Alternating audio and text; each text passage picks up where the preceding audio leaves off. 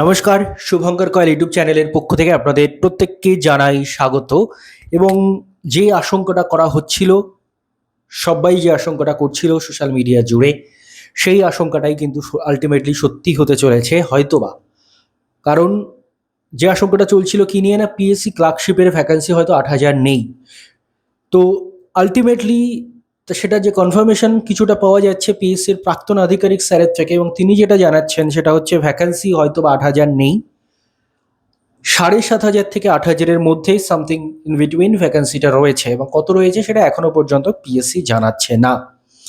তো 7,500 থেকে 8,000 ভ্যাকান্সি যথেষ্ট কম, যে অনুপাতে ছাত্রছাত্রী পাশ করানো হয়েছিল। প্রথমত আপনারা জানেন যে পিএসসি সাধারণত পাশ করায় 10 গুণ পরীক্ষার্থী। আমরা যদি 2019-এর ক্লার্কশিপের কথাটা ধরি, 2019-এর ক্লার্কশিপ আমি যদি খুব ভুল করে না থাকি, তাহলে 7,227টা সম্ভবত ভ্যাকেন্সি ছিল, এবং তার 9 গুণ 9 পয়েন্ট সামথিং পাশ করানো হয়েছিল, অর্থাৎ 66,000 জনকে কিন্তু পাশ করানো হয়েছিল। এবার সেই অনুপাতে যদি ধরা হয়, তাহলে যদি 89,000 ছাত্রছাত্রীকে পাশ করানো হয়ে থাকে প্রিলিমস, তার মানে সেই অনুপাতে ধরলে ভ্যাকেন্সি 10,000 ক্রস করে যাওয়ার কথা। 10,000-ও যদি ক্রস না করে, 9,000 অবশ্যই ক্রস করে যাওয়ার কথা। কিন্তু সেই ভ্যাকেন্সিটা কমতে কমতে বা কী কারণে জানি না, সেই ভ্যাকেন্সিটা কিন্তু এখন যেটা জানা যাচ্ছে 7,500 থেকে 8,000-এর মধ্যে। এবং এটা সেই বর্তমানে শেয়ার মার্কেটগুলো ডাউন যাচ্ছে না ওয়ার্ল্ডের, এই যুদ্ধের জন্য ওখানে যেমন ডাউনফল হচ্ছে, ভ্যাকেন্সিরও যেন মনে হচ্ছে এরকম কিছু কিছু পর করে ডাউনফল শুরু হয়েছে। এবার প্রশ্ন হচ্ছে, যদি ভ্যাকেন্সি এত কমই থাকবে, তাহলে এতজনকে পাশ করানো হলো কেন? মানে ধোকাটা আমাদের দিল কে? আগের সরকার দিল, না এই সরকার দিল? যদি আগের সরকার ধোকা দিয়ে থাকে, ব্যাপারটা হচ্ছে 89,000 জনকে পাশ করিয়ে দাও, এরা চাকরি চাকরি করে জ্বালাতন করতো দুবেলা, তো 89,000-কে পাশ করিয়ে দাও, তারা কিছুটা খুশি হয়ে মেন্সের জন্য পড়াশুনো করবে, এবং আলটিমেটলি চাকরি দিচ্ছি এতজন ক্যান্ডিডেট মেন দিচ্ছে, একটা মানে ওই আবহাওয়ার সৃষ্টি করা। তো ধোকাটা আগের সরকার দিল, নাকি সত্যিই 10,000 9,000 ভ্যাকান্সি ছিল এবং ধোকাটা বর্তমান সরকার দিল? এটার উত্তর কোনোদিন জানা যাবে কিনা আমি জানি না, যে ধোকাটা অ্যাকচুয়ালি দিলটা কে ছাত্রছাত্রীদের। আগের সরকার দিল না এই সরকার দিল, সত্যি মানে এটার কোনো উত্তর কেউই দিতে পারবে বলে আমার মনে হয় না। আর আরেকটা জিনিস যেটা বলার, সেটা হচ্ছে কিছুদিন আগে আপনাদের আমি একটা নোটিশ দেখিয়েছিলাম যে রাজ্যের সমস্ত ডিপার্টমেন্টে, মানে পিএসসি থেকে শুরু করে পিআরবি থেকে শুরু করে সমস্ত ডিপার্টমেন্টে গভর্নমেন্টের তরফ থেকে একটা লেটার গেছিল। সেখানে লেটারে কি ছিল, যে কোন ওবিসি রুল মেনে অনগোয়িং প্রসেসগুলো চলছে, তার কবে নোটিফিকেশন এসেছে এবং তার কত ভ্যাকেন্সি রয়েছে, সেটা গভর্নমেন্টকে জানাতে বলা হয়েছিল 7 দিনের মধ্যে। সেই 7 দিন হয়ে অলরেডি 20 দিনের কাছাকাছি বোধহয় আমরা পৌঁছে গেছি। তো সেখানে পিএসসি গভর্নমেন্টকে কিন্তু অলরেডি, বা গভর্নমেন্টের যে লিগাল মেম্বার সেল হোক বা যারা, তাদেরকে কিন্তু জানিয়ে দিয়েছে অলরেডি যে কত ভ্যাকেন্সি রয়েছে পিএসসি ক্লার্কশিপে।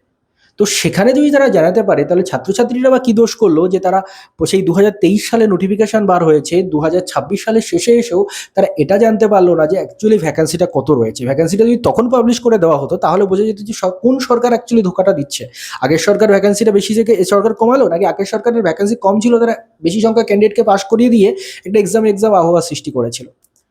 মানে ভ্যাকেন্সিটা এখনো কেন জানানো হচ্ছে না, মানে কি এমন কাজের জন্য পিএসসি ওয়েট করছে, সত্যি জানা যায় মানে ধারণার বাইরে। কারণ কারণ মানে অনেকে মানে পিএসসি একটা যুক্তি দিয়েছিল যে ভ্যাকেন্সি রিপোর্টেড হয় এক্সামের মানে ফাইনাল রেজাল্ট পর্যন্ত। আচ্ছা, ভ্যাকেন্সি যদি রিপোর্টেডই হয়, তাহলে পিএসসি কিছুদিন আগে বলেছিল কেন যে পিএসসি ক্লার্কশিপের ভ্যাকেন্সি 2023 সালের নোটিফিকেশনে ডিসেম্বর 2023 পর্যন্ত ভ্যাকেন্সি নেওয়া হবে, এবং পরবর্তী যে নতুন নোটিফিকেশন আসছে সেটার ভ্যাকেন্সি 2024 থেকে ক্যালকুলেট করা হবে। তাহলে 2024 থেকে যদি নতুনটার ভ্যাকেন্সি ক্যালকুলেট হয়, তাহলে পুরোনোটার ক্ষেত্রে তো আর ভ্যাকেন্সি এখন রিপোর্টেড হওয়ার জায়গা থাকে না। মানে নিজেদের সেম সাইড গোল, নিজেদের যুক্তিতে নিজেরাই সেম সাইড গোল করছে আর কি। তো এই হচ্ছে ব্যাপার। এবার দেখুন, ভাবুন আপনারা কি করবেন, ভাবার প্র্যাকটিস করুন। আর মানে সবচেয়ে প্যাথেটিক বিষয় যেটা, যে ডেপুটেশনের তো পারমিশন তেমনভাবে এখনো পর্যন্ত পাওয়া যায়নি। আর ডেপুটেশনের পারমিশন পাওয়া যাচ্ছে না, প্রোটেস্টেরও পারমিশন কীভাবে পাওয়া যাবে আমার জানা নেই। অন্তত আপনাদের আমি যেটা বারবার যেটা বলছি, অন্তত সোশ্যাল মিডিয়ায় প্রোটেস্টটা জারি রাখুন, গভর্নমেন্টের দৃষ্টি আকর্ষণ করুন। না কোনো নতুন নোটিফিকেশন এসেছে, মানে সরকারটা যে পাল্টেছে সেটার তো কোনো প্রমাণ এখনো পর্যন্ত পেলাম না, বিশেষ করে চাকরি প্রার্থী হিসেবে। পুরনো সরকারের আমলেও নোটিফিকেশন আসতো না, নতুন সরকারের আমলেও নোটিফিকেশন আসছে না। পুরনো সরকারের আমলে রেজাল্টও আসছে না, নতুন সরকারের আমলেও রেজাল্ট আসছে না। তাহলে সরকারটি কি পরিবর্তন হয়েছে আদৌ? জানি না, আপনারাও জানবেন আমার থেকে বেটার। মানে চাকরি প্রার্থীদের তো মানে অন্য অন্য সবার ক্ষেত্রে হয়তো কিছু সুদিন এসছে বা কিছু হতে আসতে পারে বা আসেনি, সেটা আপনারা জানেন, কিন্তু চাকরি প্রার্থীদের তো নো চেঞ্জ, আমাদের তো কোনো পরিবর্তনই হয়নি। যাই হোক, বেশি পলিটিক্যাল কোনো কিছু বলতে চাই না, আমি কোনো পলিটিক্যাল পার্সন নেই, কিন্তু নিজের অধিকার দাবি করাটা আমার অধিকারের মধ্যে পড়ে এবং সেটুকু আমি বহুদিন থেকে বলে আসছি, বহু বছর ধরে বলে আসছি এবং এখনো দাঁড়িয়ে বলছি। যতদিন পারবো বলতে ততদিন অবশ্যই বলবো। ধন্যবাদ আপনাদের সবাইকে ভিডিওটি মন দিয়ে দেখার জন্য।